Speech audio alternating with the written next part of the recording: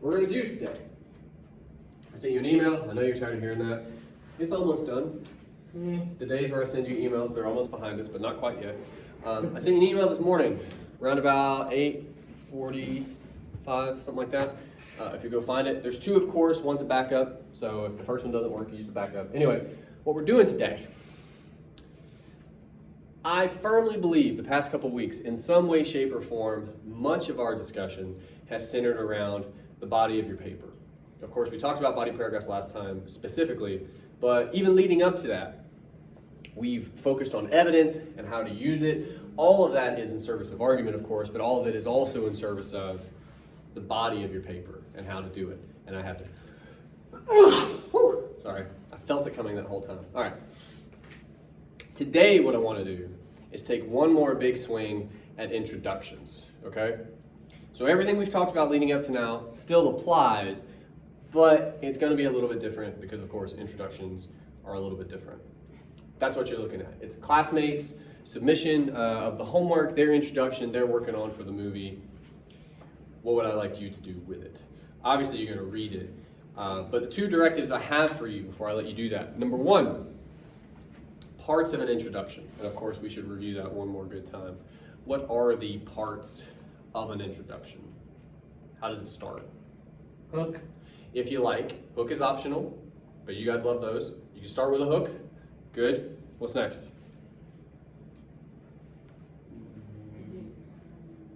It's fun because this begins the required portion of something pretty important. Roadmap. You introduce the text. All right. You gotta introduce the text. That's pretty important. Yeah, you gotta do that. Then the roadmap, okay? And then the thesis. Those are the 4 parts. I want you to see if we have those here. Your second directive, how good a job do they do? Could it be improved in any way? Is it doing what it's meant to do? Take a couple minutes, we're gonna talk about it. Struggle with the lights real quick. I always forget. Because switches are somehow out of fashion. Okay, cool. Now that you've read it, go ahead and scroll down to the second page. I had an epiphany this morning setting all this up. I was like, oh, what I should have been doing this entire time. I just copy and pasted the original to the second page. What this is going to allow us to do, the changes that we make, because we will make changes, will be reflected on the second page, but in the event that you would like to look back at the original to better recognize those changes, now we can do that. Yay. I can't believe it took me this long to arrive at that epiphany, but it did. So anyway, we're on the second page there. This is where we will be making the changes. To begin with, simple stuff first. Hook. Do we have one? What do you guys think? No. Strong disagree. Strong disagree, actually. Yeah. You guys have a weird bar when it comes to hooks. I gotta remind you of this sometimes. When you say hook the reader, I kind of worry your bar for entertainment is so high because you grew up with like 24 and Instagram and all that. Like, this doesn't have to be the part in The Walking Dead where somebody gets their face bitten off. It can just be, here's something that matters. Like, it can be, like, that's where the bar is. It doesn't have to, right? Where's our hook? We do have one. Well, I would say it would be just the first sentence. I would agree. Masculinity is a topic that can't be ignored, especially in the film industry. They're telling us 2 things. They're telling us, number one, I'm going to somehow talk about masculinity in this paper. Okay, cool. At least you hope so. If you start like that, you better be. And number 2, it's important. They're telling us it can't be ignored when it comes to movies. Right. Okay, cool. So you're telling me I should care. Great. Where do we introduce the text?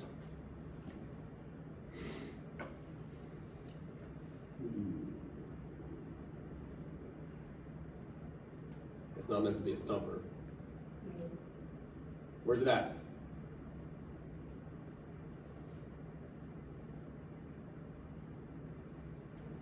You guys trying to hurt me today. What's that? Did you say right there? Introducing the text? Yeah, go for it. It's in the third sentence. Thank you. Okay. Yeah, it's when we give the title of the movie there, fellas. It's Yep, right there. the movie Die Hard. Now, a couple quick things. Number one,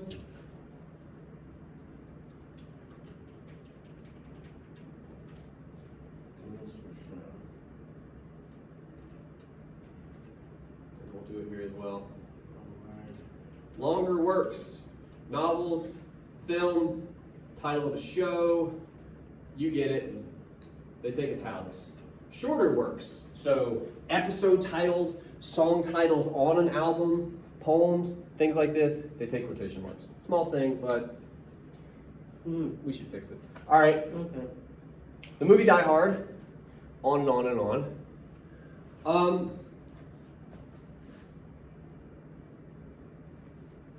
Did you say it's probably right there? Our introduction to the text? Mm-hmm.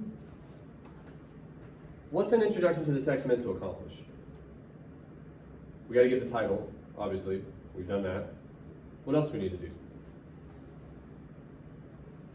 We need a little more. We need the author of the piece? Usually, movies are weird. We don't often consider the directors as important.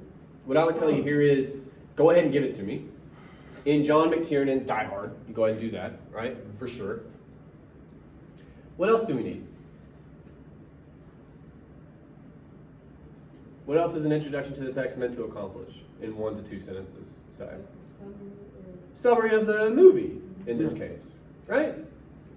Okay. Well, now my question to you will be, if a buddy asked you, hey, you're watching that movie a lot, I assume it's for class, what's it about? Maybe I'll watch it with you. And you respond, well, it offers many examples of masculinity use and what the people viewing the film should see in a man and what men should strive for. What would your buddy's response to that be? Fucking nerd. No, well, in some way, but what would their other response be, perhaps? What's the problem with this summary? It's too. What's it not? Literary, if I were to. Yeah, it's too kinda sounds political. It's too like. literary. It's too like kind of highbrow and stuff. It's just not a summary. It's not a summary. It's just basically it's only a summary that works if you've seen the movie. Well, that would tell you it's not a summary, right? Like, yeah, but it's Yeah. It's not somewhere what's happening in the movie. it's not the plot. Yeah. We're so keyed up on what argument we kind of want to make or kind of want to talk about, which is a good mistake to make, mind you. But we're skipping steps. Tell me about the movie, real quick. Doesn't have to be extensive. A sentence or two. And I think we could all do that, right? Yeah. You could sum the movie up, but we haven't done that. So what I'm going to do, because I do think this is them kind of trying to start their argument, it probably, it probably more belongs in their roadmap, which is somewhere down here. And I'm going to leave us a note that we need to figure out that summary at some point. All right. So we have our hook. We got the beginning of the introduction to the text. We need to work on it some. The last bit, The road map, right? roadmap and a thesis. Where's our thesis? And the very last sentence, if I were to see it. Sure. For one, that's where it usually occurs. Right. But for two, I think we are trying to make some kind of an argument. More on that in a second. Right. All right. Roadmap. This is a couple sentences. If it takes, go ahead and read back over this real quick if you need to, just to refresh your memory.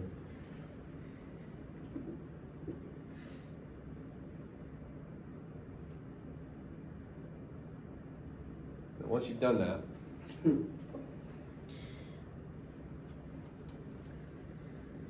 don't even know if you can really read that in the end. Where are we making arguments? That's what a roadmap is meant to do. It's meant to walk you through your paper, Right. but hopefully that paper contains arguments. So we need arguments. It doesn't really feel like a list of arguments more as it does. Well, let's take it sentence by sentence. Right.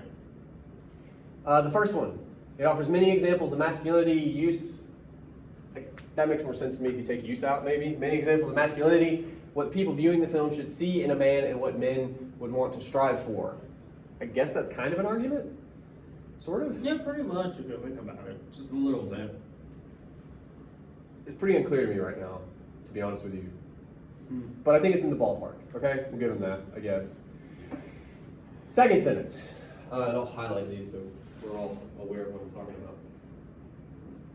Second sentence. Is there an argument?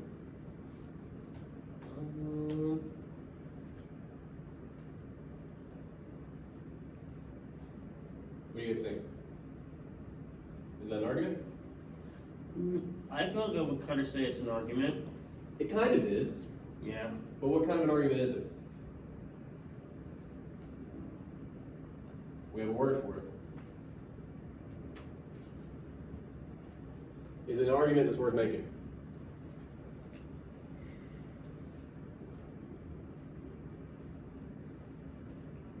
Does this argument require proof? Like you'd have to convince somebody with evidence of this argument. With your chest, please? No! We know that. You guys knew that before you ever walked into this room. Ever. You knew that. That stereotypical masculine figure is all of these things. You knew that. It's part of our cultural narrative. It is worth talking about, but the point I'm making to you is right now our roadmap is 3 sentences. Our first sentence is like kind of, sort of beginning to think about an argument. Our second sentence is not an argument. So we're working at a deficit here. Now, to be fair to the student, I think their third sentence is trying to work with that second one. Like I basically think they use that second sentence to actually start their argument. But my point is, 2 out of 3 right now don't really make an argument. So there's a lot hinging on our third sentence. Die Hard captures these masculine qualities in a different way, a way in which the hero is a simple man just going about another day and having relationship issues with his wife. Do we have an argument in this sentence? I'll help you guys out real quick. Hang on. All of this is not an argument. It's not. Anywhere else in the sentence, do we have an argument?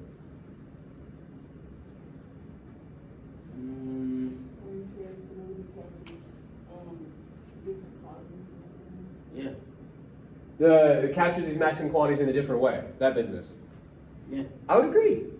That's an argument. What's the problem with that argument? It doesn't really go into specifics, does it? No. Immediately your question is, Okay. how so? How so? And we start to do it, but what kind of statement is this? The hero is a simple man just going about another day, having relationship issues with his wife. What kind of statement is that? It's not an argument. What is it?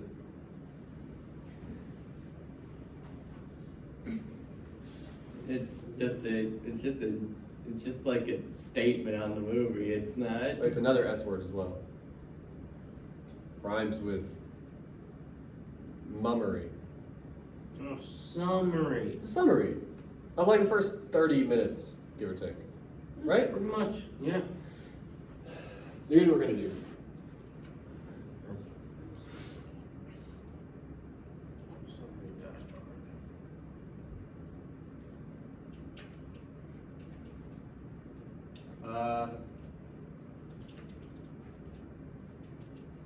Well, if I can type, that would.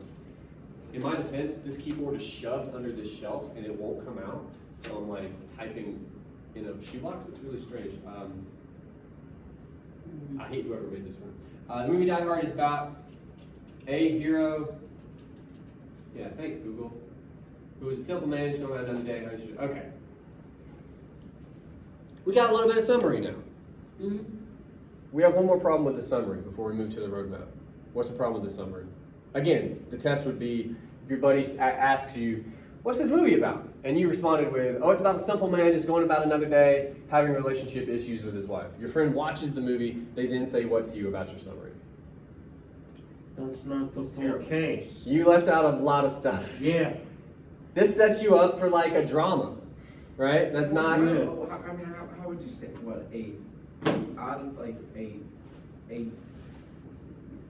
I don't wanna say disgruntled, but a moody beat cop from New York goes to California to settle some relationship issues with his wife, Uh-huh. and just happens at the same time to get caught up within a large robbery plot disguised as a terrorist plot.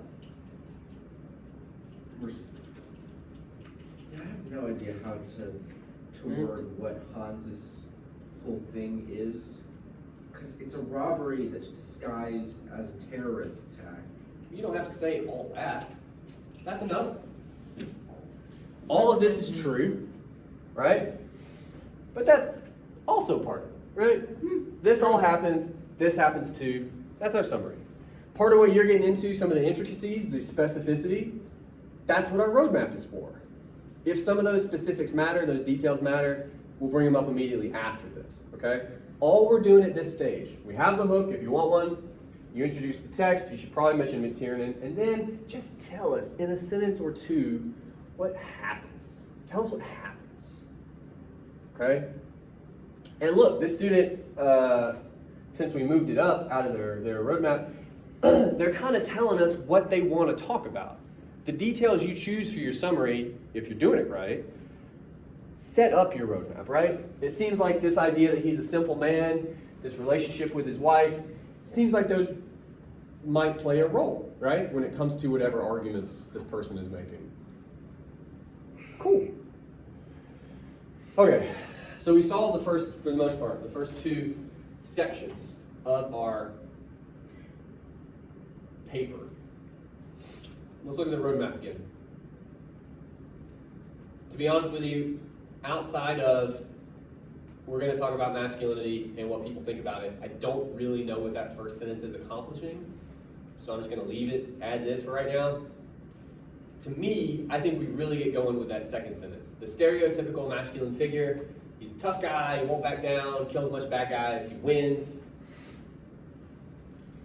And we're doing something with that, right? Die Hard captures these masculine qualities in a different way. We tried to say what that different way was. We kind of just ended up summarizing the movie. What I would rather do is, first of all, get way more specific, okay? They just summed up the first 30 minutes of the movie. We got to get more specific than that. What does Die Hard do with these masculine qualities? If you're this student, they say it's like depicting them in a different way. What is that different way? Let's start there. The wall was further away than I thought it was. I hate when it happens. What's different about McClane versus a lot of these other action hero figures? Just some guy. He's just a regular New York Just some cop. guy. Okay. He's a somewhat out of shape New York beat cop. I mean, he's in shape, but he's not in the same shape that those guys are, right? From what I've learned about how strength training works, John McClane, for all we know, could be stronger than freaking Sure. Schwarzenegger or whatever. But again, it's a movie, right? We're talking about just how he looks. Yeah. He looks much closer, I think is the point, right? Much closer to your everyday dude. He's just a guy. They call him a simple man earlier. I do think that matters to this student and what they're trying to say about it. So it captures these masculine qualities in a different way, depicting the protagonist. You'll see this term thrown around. An everyman. His name's John. Don't get much. Yeah. Who stands for the lower classes. I kind of threw that in. I hope you don't mind. That's what everyman means. He runs around in a tank top with no shoes. He talks like a regular person for the most part, right? He kind of looks like a regular person. Here's our question now. So what? We're at the tip of an argument here, but we're not quite there yet. And I want to illustrate what I mean by that, okay? The film does depict its protagonist as an everyman. If you didn't know what that word meant and you looked it up, you'd look at John McClane and go, yep. He's an average guy. That's basically what that means. And it's kind of tied to this idea of the lower classes. That's not much of an argument, though. That's just saying, this character's different, here's how. Absolutely, that's true. And it's specific. But we have to do something with that specific thing. Okay? To start all this off, this student seems to want to talk about masculinity and how it's depicted or how we think of it. Okay? So, McClane must matter, right, as part of that conversation. What do you think, what's one thing the movie might be saying by giving us a hero like that? Because it is different. To quote the student, it's very different. What are we saying about like hero characters or how masculinity is represented or any of that stuff, do you think? To have a character like It's McClane. often been pretty much just fantasized before this. Yeah. What might McClane be saying about that fantasy? Well, one, it's not real, and two, Could you press someone harder? like McClane is what you're more likely to see real life being a hero. So, and always correct me if I'm putting words in your mouth, I'm not trying to. Are we saying then that one commentary the movie provides is those other characters, and look, you probably didn't grow up like I did. I grew up on Van Damme. Some of you may not even know who that is. He looks like a video game character, these people, right? Van Damme specifically oftentimes beats the main bad guy by doing like a jump kick split thing. It's like, who does that? Who actually did? No one, that's banana land we're in when people are acting like that, right? We're arguing with this character, the movie is saying the same kind of thing. That those depictions of masculinity we often get are ridiculous, if not at the very least unrealistic, right? Yeah. That's an argument. That we can say, okay?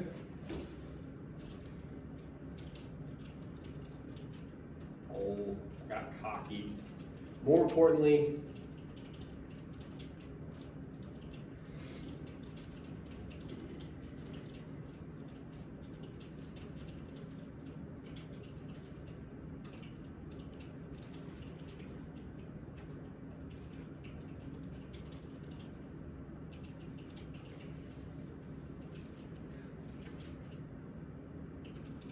don't know if I said depict yet. I probably have. That's how drafting works. You look for repetition, you iron it out. All right. That's one argument we got, is that the movie is kind of calling into question these more standard, these more typical representations of masculinity. Awesome. I think we need at least one more, probably more than that, but we're thinking about masculinity in the movie. We're thinking about how it's depicted in a different way. Can we think about anything else from the film we might talk about? Our first body paragraph, at the very least, it seems like is going to be about McClane's everyman status, right? For sure, we could do that, and why we think the movie's doing that. Is there anything else in the film we could talk about here that you guys can think of? If you want, I don't actually like directing you this way, but for the sake of time, you could think about like another character, if you want. Can you guys hear my stomach, by the way? That's just me? Okay. It's making me self-conscious, so I'm glad you can. I'm very hungry. Are there any other characters in the film that might have us think more about the how Die Hard presents masculinity in a different way? Are there any other characters we could think of? Al Powell? His full name. Okay. Yeah, Al. What's different about the way he is on screen?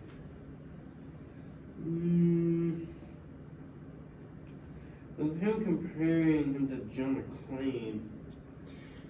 Yeah.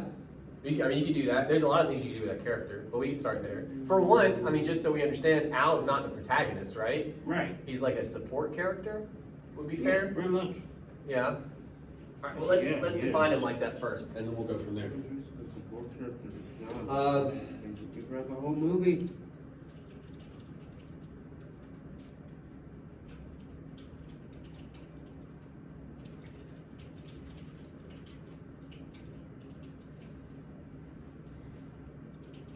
Since you gave his full name, I'm also going to give his full name. Other representation of this question, Al Powell.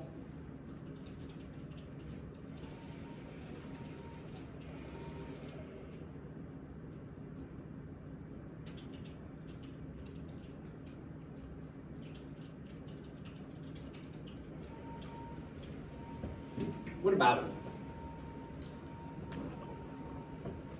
Well, one. Kind of guy is he? Yeah. He is a desk cop. Yeah. In this moment in the film. He's. Um, Why does that matter? We can talk about that first. Well, it's not really the position that you see someone who is. I don't know how to say it, man. We're just trying. We're feeling it. Well, like, let me help you out a little bit. Like, we learn about this in that bathroom scene, right, where McClane, I think, justifiably, is starting to think he's not going to get out of this alive, and he's telling Al, you know, apologize to my wife, all that stuff, and Al tells him that he's a desk cop, and he tells him that story about why. But in between those, I keep hoping they'll stop. In between those two moments, this is how it comes up, and I only know this because I've seen the movie a lot. McClane says something about, like at one point he says, the way you drove that car, I figured you for the street. And then Al says something, and then McClane says, well, you know, what got you behind the desk? You got flat feet? He says those two things. What's the implication about Al being a desk cop as opposed to, you know, for the street, as McClane puts it? Like, what's the insinuation that he's a desk cop? It's not the most heroic, manly position. Why not? Because you are putting yourself in danger. Yeah, okay. Look, there's different elements we could pinpoint, okay? That's a good one, though. In Al's particular case, you know,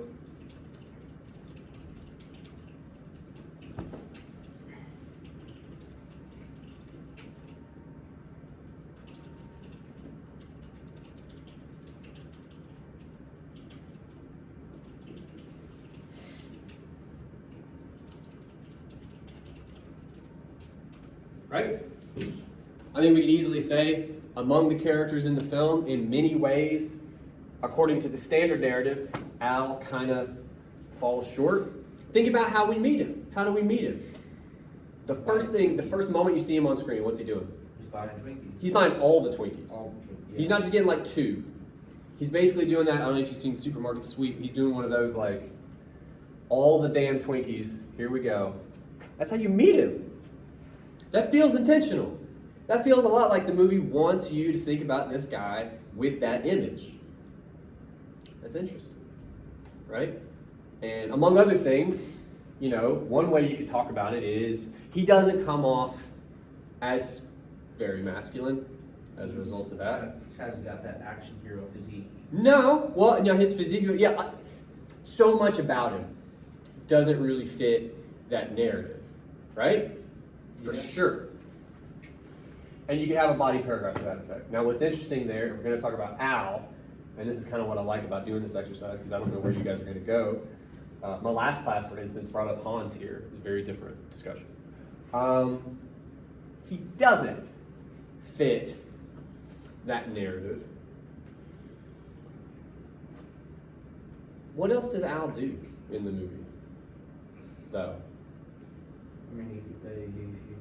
I mean, he's kind of the vessel for, you know, all of LA getting notified of what's happening at the plaza, first of all. Without Al, a whole lot of the movie doesn't really happen. Yeah? Well, Much. I mean, I guess an argument to that would be like somebody else would come, I suppose, right?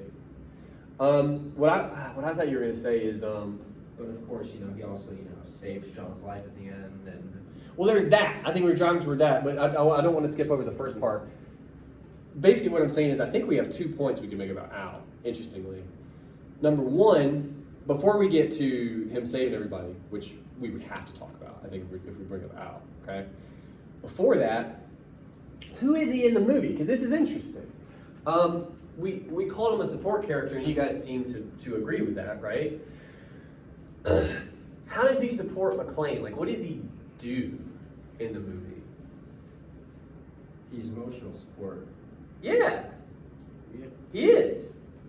And again, in that bathroom scene, for instance, he really, like, literally cheers McClane on, right? He tells him, "We're pulling for you," like when McClane's at a low point. That sort of, yeah. He's emotional support. What about that? We have this character that we just said, clearly, when we meet him, he can't draw his gun. Now, for good reason, but we're talking about signs and kind of what they signify. He can't draw his gun. He sits behind a desk, so he's not exposed to danger in an action movie of all things. And his primary role in the film seems to be emotional support for the protagonist. Why do they give that to Al, do you think? There's got to be an argument there.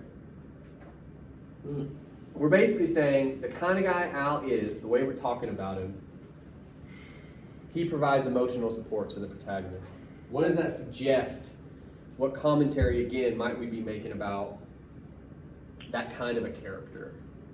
That he would be the one to provide that emotional support. That the hero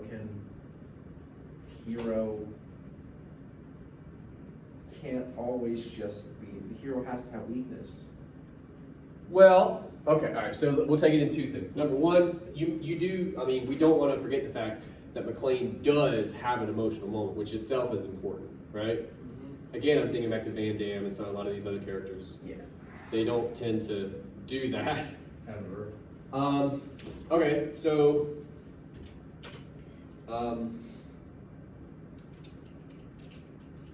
McClane is able to open up to Al, thus highlighting, I've already said important, I'm pretty sure, thus highlighting the need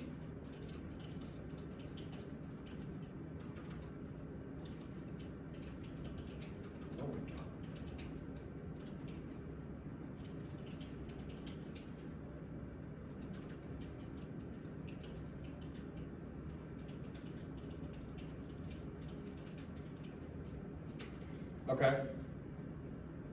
The other point there, though, that I'm still going to harp upon, why is it Al?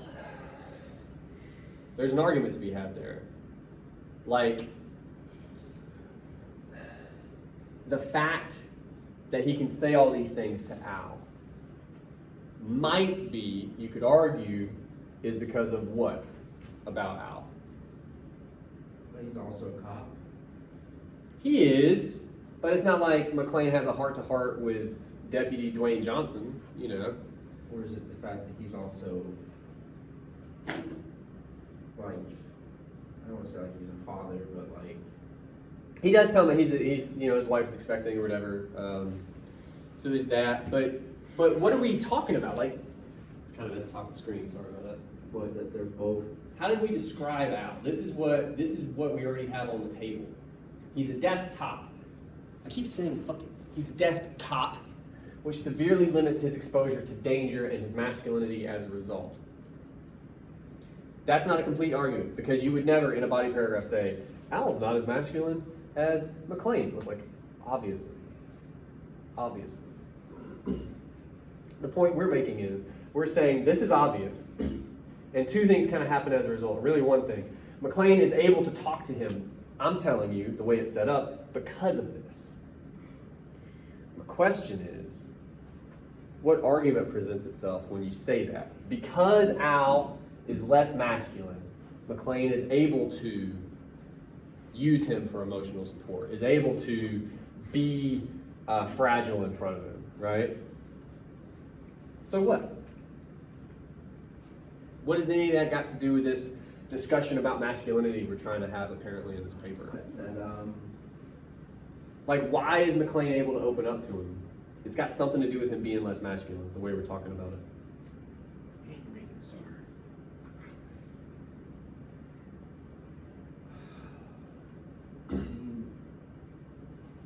And I guess you could make a statement about how it was that with masculinity comes you can't be as feeling, you can't be as sensitive, and so then when you're around someone who's less masculine, you can open up. But why is that? Now we're getting metaphysical. No, we're not. Look, we've heavily implied to this point that because Al is less masculine, McLean is able to open up to him. All I'm saying is, what's that got to do with being able to open up to him? McLean is not nearly so open with Argyle, with anybody else in the movie. Why is it Al? Sarah, you got anything for us? Damn. All right. You looked a second ago like you had an idea, so I thought I would ask, but that's okay. Okay.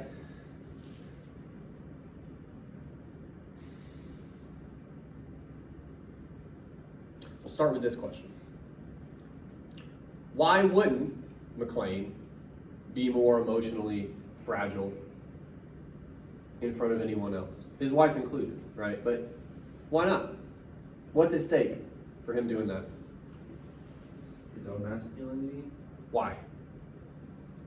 We all know So, this like one. admitting defeat. Admitting weakness, right? Yeah, he can't do that, all right? And that's part of that narrative. We all understand that.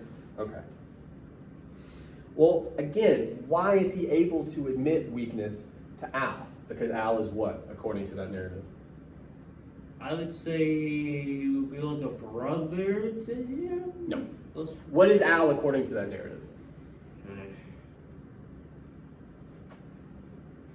What is Al according to that narrative? He's less what? I feel like we're really just beating around the bush at this point. Yeah, because I can't say it because that doesn't do anybody any good. Al is what compared to McLean? He's less what?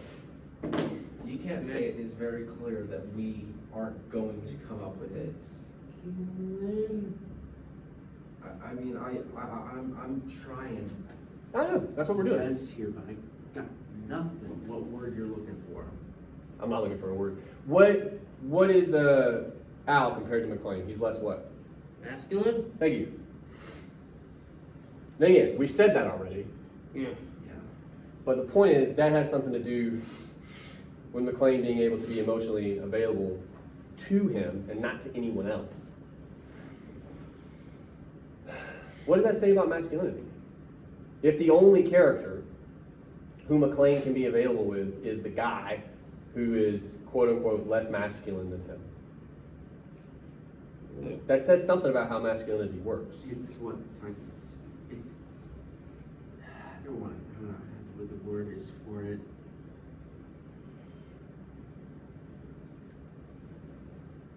It is that the less masculine, that there's a connection between masculinity and emotional coldness.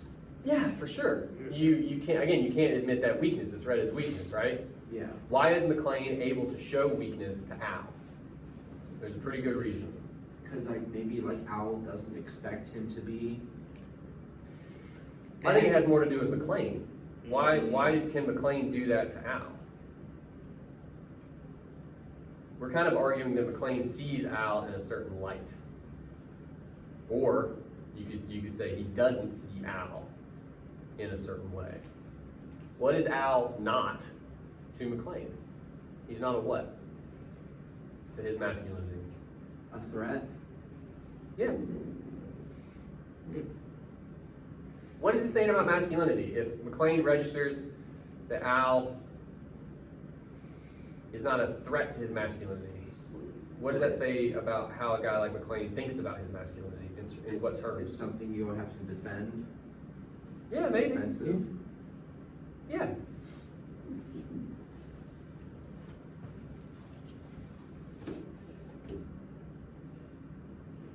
He's able to open up to Al, which we got your first point there.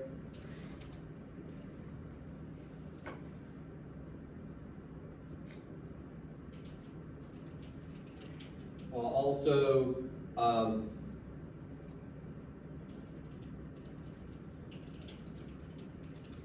I hate all of this sentence, by the way, but I just want to get our idea down. While also reminding the viewer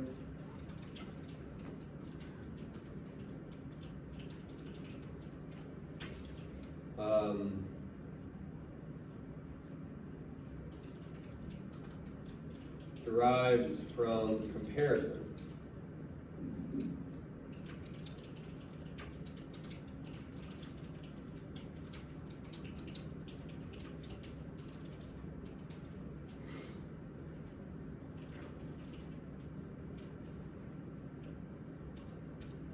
Therefore,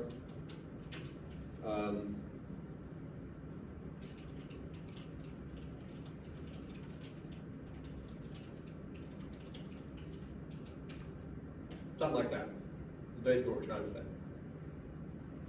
And again, our argument here is that. That's our argument. That's our real argument that we're making when it comes to McClane and Al. And it's helped by the fact that when it comes to our main character, obviously McClane's our main character. Our second character is probably Hans. He's like the second most important. And then after that, it's probably Al. It's probably Al. Like just in terms of screen time, who we're with the most, Al's up there, man. And how do you meet him? And how is he through most of the movie? He's the fucking Twinkie guy. You know who's not? McClane. Captain Badass in the tower. It's about comparison. How do you know you're masculine? Because you're more masculine than that guy, type of thing. Okay. Lastly, though, we can't forget about what happens to Al in the end. Oh yeah, that's right. Yeah, and he blows a guy's head off, right? Yeah. What about that? He said he was talking to Al like minutes before, like way into the movie. But it tells him that he shot a kid and he promised himself that he would never shoot anybody ever again. He's guilty. He feels so guilty about it and so like torn up about it. And it's, look, man, Yeah. that sounds awful. Like in terms of reasons, that's a pretty good one, man. Like, I think you'd be hard pressed to find anyone that wouldn't see Al's perspective, right? That's why we have orange tips on all toy guns now. For sure, that is actually what. But according to how we're reading the film, that's also the moment that Al gets emasculated. He gets made into this guy who can't draw his gun, who can't leap into danger. He's gonna be behind a desk, doing all the clerical work, doing all the secretary work in the station. It's work that needs done, but according to that traditional narrative, it doesn't fit the bill, right?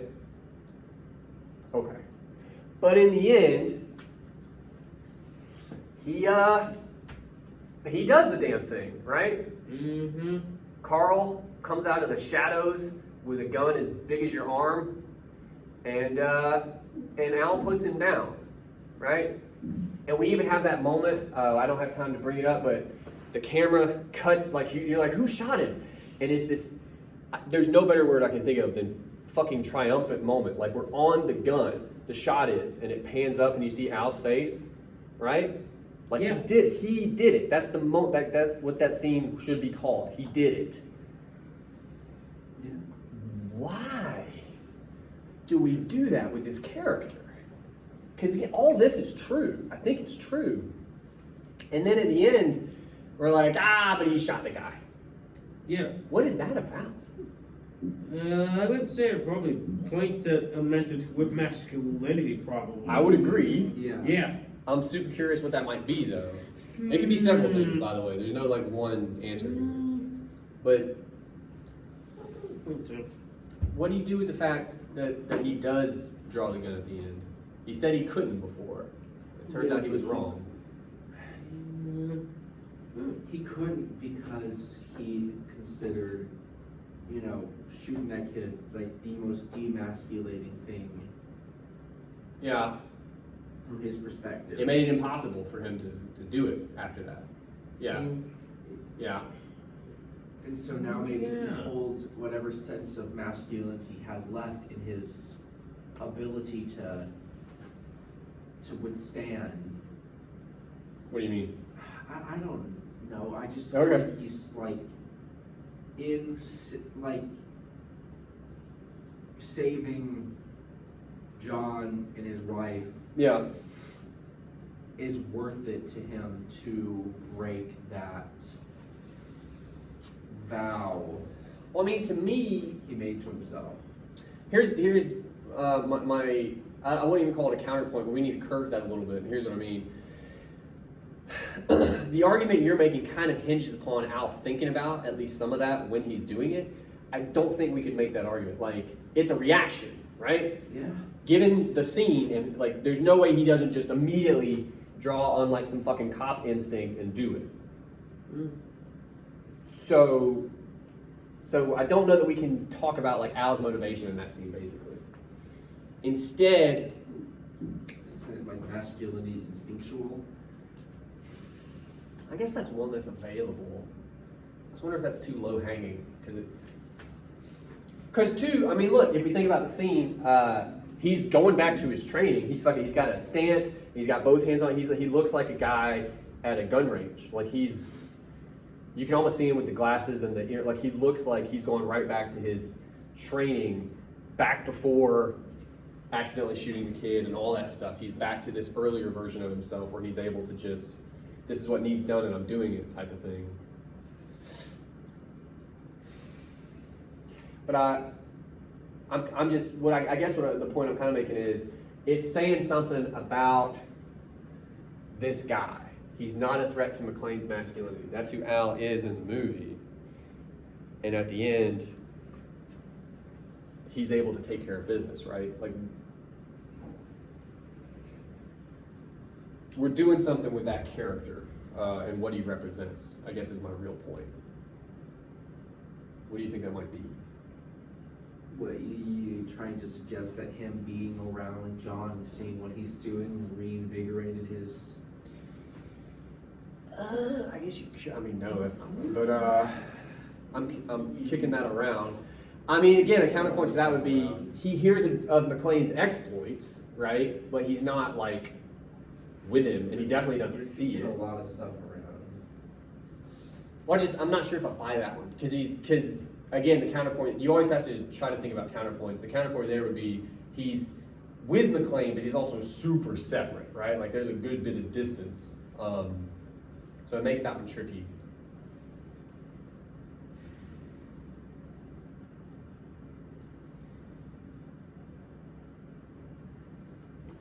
What are we saying about the kind of masculinity this guy represents?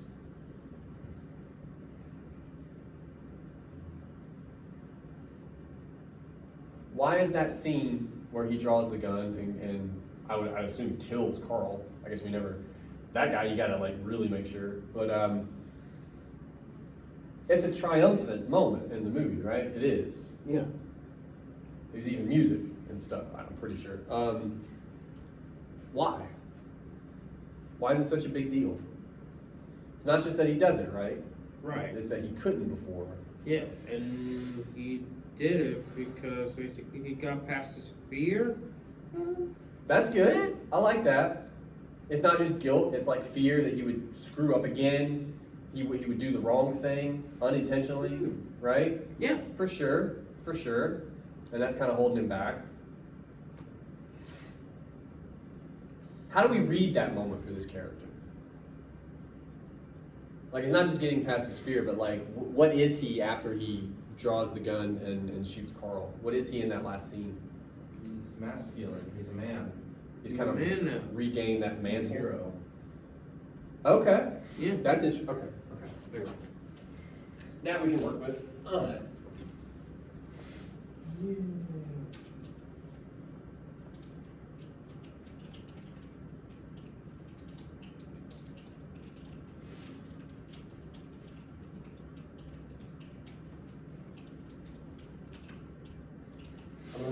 there are different points you can make here again, but what we've kind of suggested, masculinity can be reattained. I'm gonna say like rehabilitated.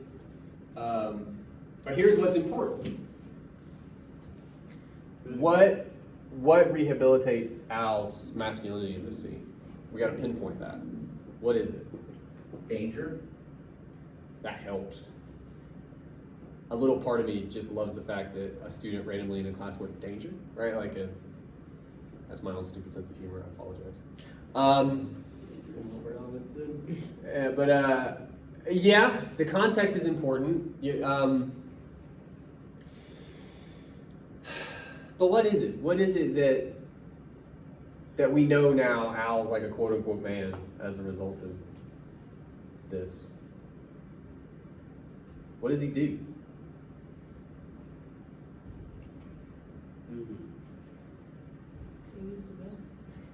He actually does it. Like that metaphorical penis, that's what a gun pretty much always is. He did the thing you said he couldn't do. Yeah. He did the thing. And he did it in a Clint Eastwood fucking masculine way.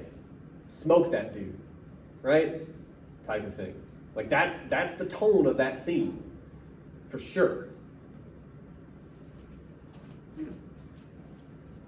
Can be rehabilitated so long as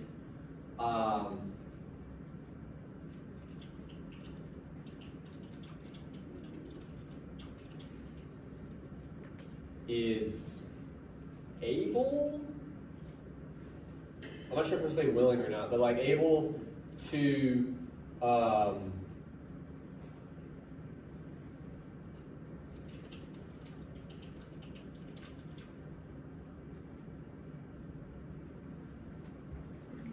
I don't know if I'm in love with this, but I guess what we're saying is he's able to function according to the, right? Like we're kind of saying in the end, I think Al feels more like one of those quote unquote traditional men. Is that right? This is an honest question I have for you. Because I don't know if I believe that. Like I put it to you this way. This is the question I have. If we took that scene on its own, without the movie, and you can't do that, by the way, context matters, I think we could read it this way. But I think he's also still this guy. It's just in that moment he does that. Do you see what I'm saying? I think that matters. I think it could be said to the extent that masculinity is something that is only present in the moment. Well, the sort of stereotypical masculinity is like a momentary thing. And I think that's something the film kind of says. Because every character that we see that tries to go into the film with that sense of, oh, they're going to be the hero no matter what, always ends up failing in this film. Well, and even, and we wouldn't have time to get into this in an introduction, but even McClane, like if you go back to Brehan, calls him an asshole, he is early in the movie because he's trying to be that guy all the time, right? It works for him when the bad guys show up because you need that guy. Yeah. But the other 97% or whatever of the time that you're in this world and you're not, a hostage, you hate those people.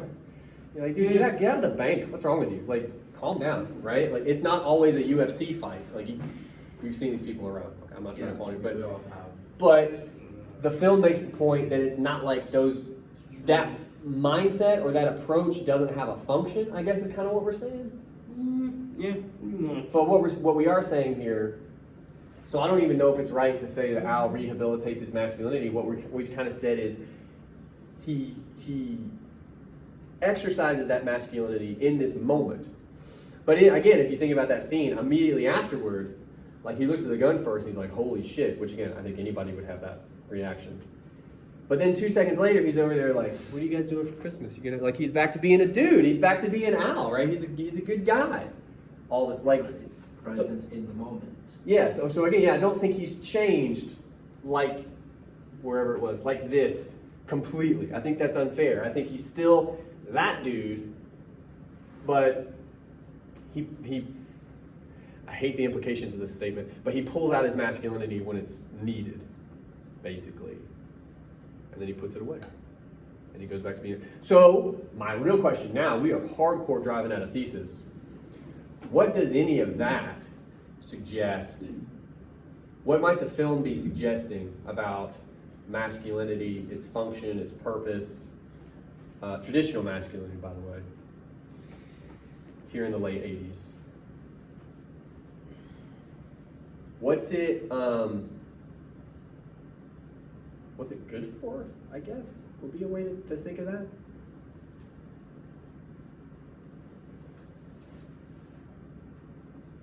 Like we have, where does our real roadmap start? Let's get rid of that first sentence.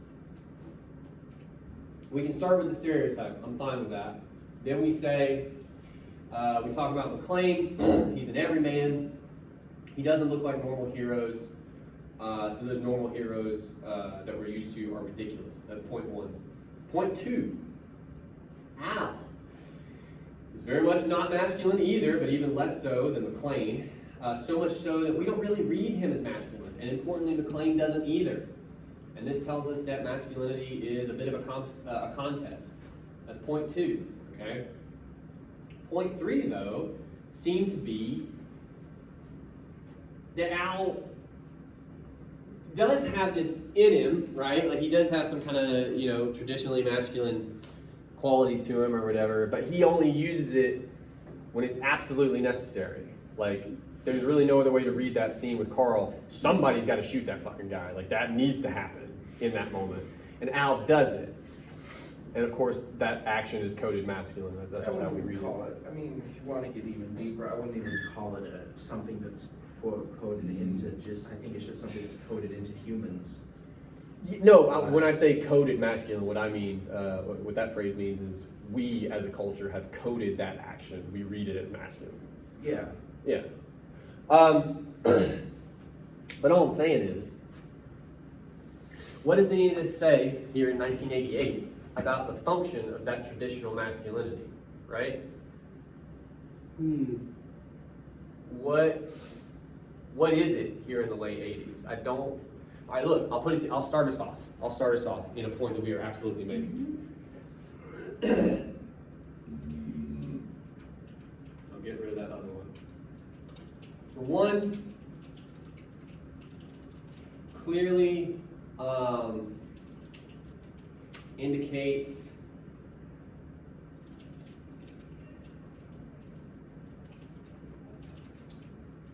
you don't need to be that fancy, dude.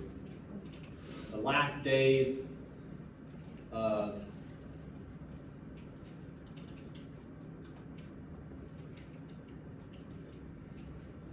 this is me using synonyms. That just means macho, basically. Clearly indicates the last days of that, right? Our protagonist starts off like this. He kind of sucks as a result. He kind of stays that guy for most of the movie. I would argue in the end he softens a bit, whatever. But really, we went down the rabbit hole with Al. Al's not that guy at all. And Al saves everybody at the end. If Al's not there, very different movie at the end. You're like, oh, they did it, they won, and then what the hell is this? A sad movie, right at the end, right? Because they get blown away. So these are kind of in their last days.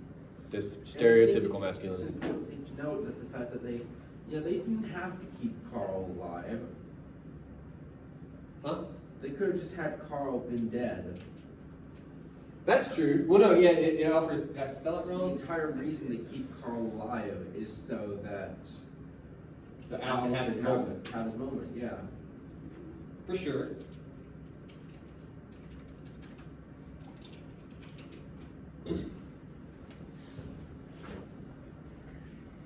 But I don't think we're saying that masculinity is just gone, right? Because again, Al uses it. McClane just used it. But now he's outside the building using Holly's maiden name, all this stuff. What are we saying about it? I think we're saying an interesting thing, actually. It's dying. That's our first point. I think we could easily make that point. Yeah. But it's not dead. So what is it here in the late 80s, do you think? I mean, I'd almost say it's kind of going through a rebirth in a sense. We were phase. Well, I mean, to me, I wouldn't say rebirth because that sounds like it's coming back, right? Like, I don't think that. Well, I mean, the traditional sense of masculinity is dying, Yeah, but then at that same time, this Die Hard films like yeah, that eventually Mission Impossible yeah. and well, the Bourne movies are kind of on that, but even some of the later Bond films, you go on the Bond films that came out after this had a different sort of James Bond in it. It's that films are now just taking a different perspective of. Yeah, but again, my question, and again, we want to stick, I mean, for this at least, we want to stick close to this movie. What is that stereotypical masculinity in this movie? Like, what is it? It's unthinking, unfeeling. Yeah, but I mean, that's what it's always been. Like, how's it get, what's his function in the movie? Like, Al is not that guy for most of the film. And then in the last 3 minutes, he is for like just a second. And then he goes back to not being that guy, right? What does it suggest other than, these are the last days of that stereotypical masculinity? It says something else. Maybe that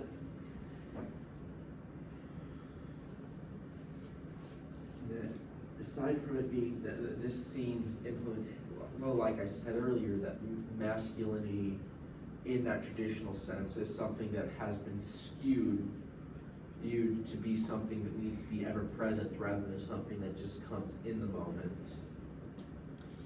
And that's something these other action films get wrong, is that this form of heroistic masculinity is something that has to be ever present. Okay. I mean, look at Predator. Yeah. Okay. Yeah. Well, yeah. All they do is like talk about how big their muscles are to each other until Carl Weathers gets his arms chopped off. Yeah. Spoilers. He gets his arms chopped off. Anyway. While the gun is still firing, it's an insane scene. It also, I think what you're saying, again, I always work hard to not put words into your mouths, but it's like, it also suggests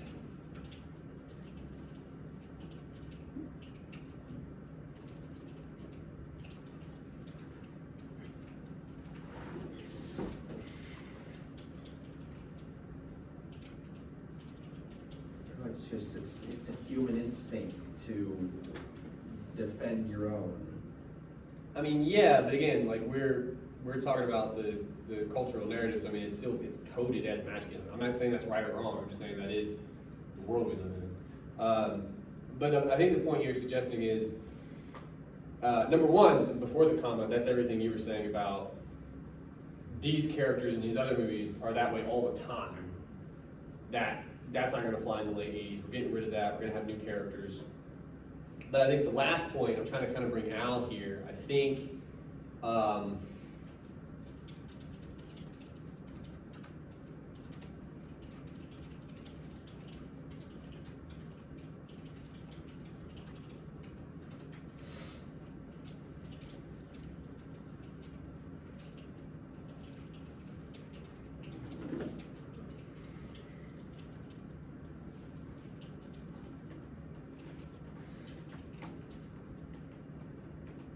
it's what we're kind of trying to say. Basically, normal people aren't like this, and that's why we have an everyman character who tries to be like that at first, but it doesn't work. His marriage isn't gonna work. He stays like that, right? He runs into Al. He's able to talk to Al because he's not that guy. He's not worried about the contest that goes on between those guys, right? And then in the end, Al's able to wield that masculinity. It's a tool. It's literally a tool. It's embodied in his gun, right? That he takes out when he needs it. And then he's like, okay, we can go back to normal life. I'm going to start talking about Christmas to this guy. I'm going to put it away. It's an implement. It's not a way of life. I think is what we're arguing in this paragraph. This paper that we just came up with. And by the way, how wildly more specific is that than what we had before? Right? Yeah. Always, always, always. Be specific. What did we do? We knew this guy, this student wanted to talk about masculinity in Die Hard. They gave us some particulars, and we're like, but it was very vague. So we got specific. If you're going to talk about masculinity in Die Hard, it's hard to just talk about McClane. So we did that. We brought him up first. And then we could have gone a number of places. We went with Al, which I'm happy about. I love that character. We don't get to talk about him enough. We had a lot to say about Al, like a whole lot. Awesome. That's how you build arguments, though. What does any of this signify? I don't like that verb very much for different reasons I'm not going to get into, but you guys like it. And then more importantly, why does any of that matter? What does it tell us? If you want to talk about masculinity, fine. But what does the movie say about how it works? And we got to a really cool thing. That's the aim, okay? But you gotta get specific. You have to. Different ways suggests different things. No. What are those different ways? How do they work? In the movie, specifically. Okay? Okay. This took a little longer than it did in my previous class. That is okay. All that means is we're not going to draft today, and I know you're probably okay with that too.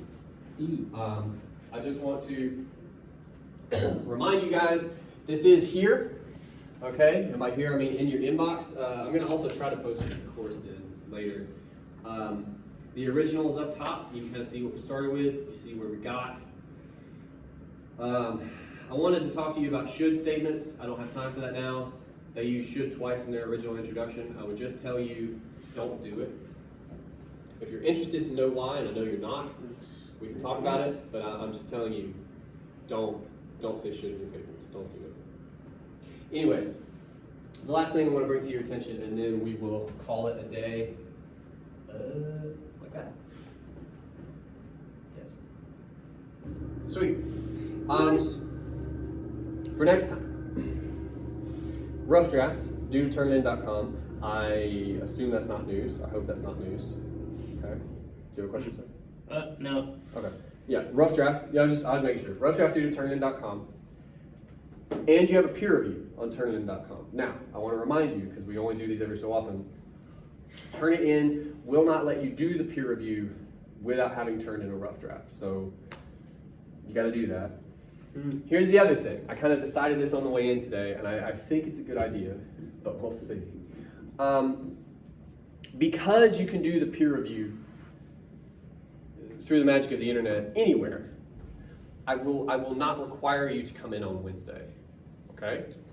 Now I understand, I'm not a fool. I understand that means I will not see you on Wednesday. Do you have a question? Yes, does this mean this Wednesday? Yes. Okay. But here's what I'm telling you, two things, and then I'll let you go. You should still do the peer review through the magic of the internet, okay? I understand that probably means it won't happen during class time for whatever reason, that's fine. But I'm giving you time, right, that we would have spent in class to do that peer review and or work on your own stuff. I'm imploring you to use that time constructively. It doesn't have to be from 11 to 12:15, okay? But it needs to be. It needs to happen. Set aside some time, do the work on your own, use it constructively. That's my recommendation. How Wednesday will go. I will come to class at 11, right? I will be in this room. If anybody would like to come talk to me about your paper or whatever, you want me to look at stuff, anything like that, I will be here for that. If no one shows up, I will leave, okay? So what I don't want anyone to misunderstand, don't show up at 11:45 assuming I'm gonna be here. That is not gonna be the case, okay? But if you want me to look at stuff, or you have questions, whatever, we will have this space, be here at 11, we'll talk about it. Otherwise, You'll have the peer review to do.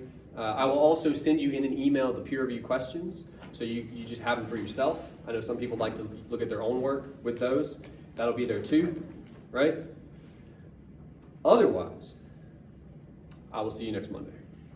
All right? Thank you guys.